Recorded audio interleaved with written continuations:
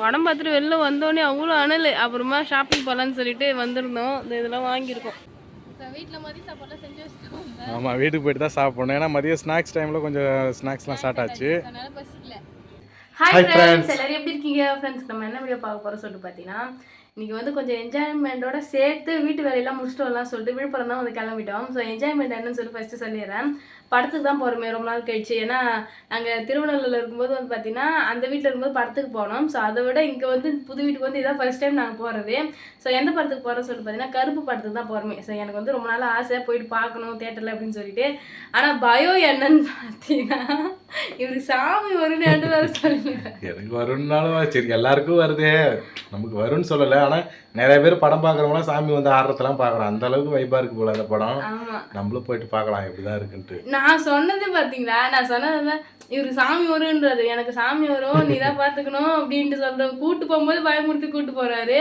So பார்ப்போம், வருமா தெரியல, பார்ப்போம், ட்ரை பண்ணுறேன். இன்னும் சாமி வரத்துக்கா வர வருதுக்கா தெரியலையாதா, குழப்பமா இருக்குது. சரி, வீடியோ ஃபுல்லாக பார்க்கலாம். சரி வாங்க ஃப்ரெண்ட்ஸ், வீடியோ கால் போகலாம். என்ன வேலைன்னு சொல்லுறது, அத்தைக்கு வந்து பார்த்தீங்கன்னா ஃபோன் புதுசாக வந்து வாங்கியிருந்தோம். இது திரும்ப வந்து வேலை செய்யாமல் இருக்கிறதுனால இதையும் போயிட்டு செக் பண்ணிட்டு வரணும்.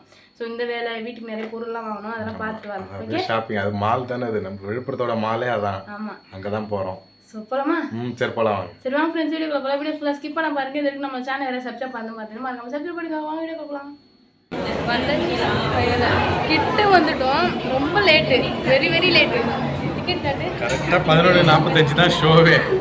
அதே டைமிங் வந்து நம்ம வந்துட்டோம் கரெக்டாக. சரி உள்ள போகலாமா? போயிட்டு எடுத்துட்டு உள்ள போகலாம்.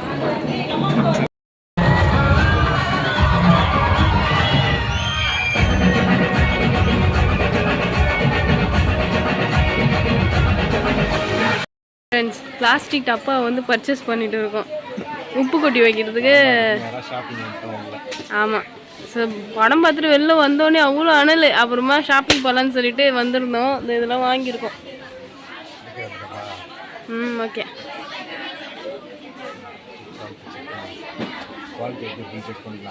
ஆமாம்,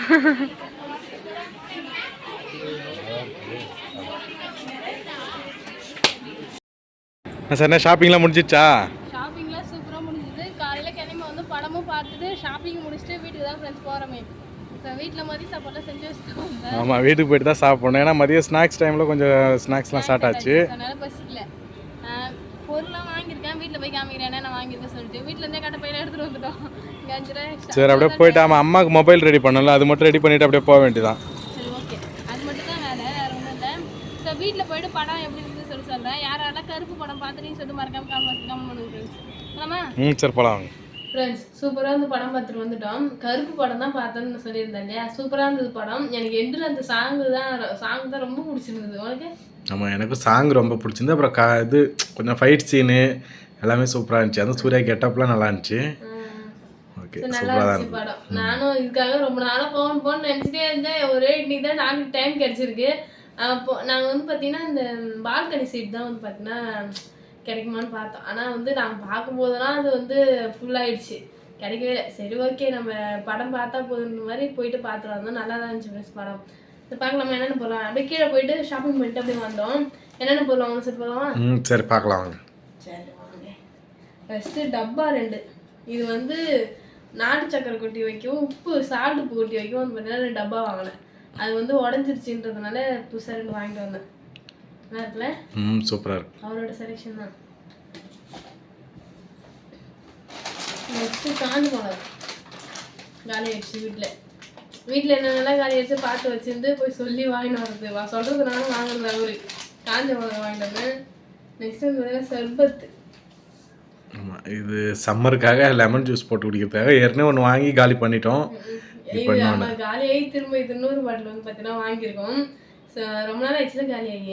காலியாக ரொம்ப நாள் ஆயிடுச்சு. அது ஃப்ளேவர் நல்லா இருக்கு, கொஞ்சம் லைட்டாக. செம்ம வெயில். ஆனால் இந்த மாதிரி வெயில் வந்து பார்த்தீங்கன்னா பார்த்ததே இல்லை மாதிரி தான் இருக்குது.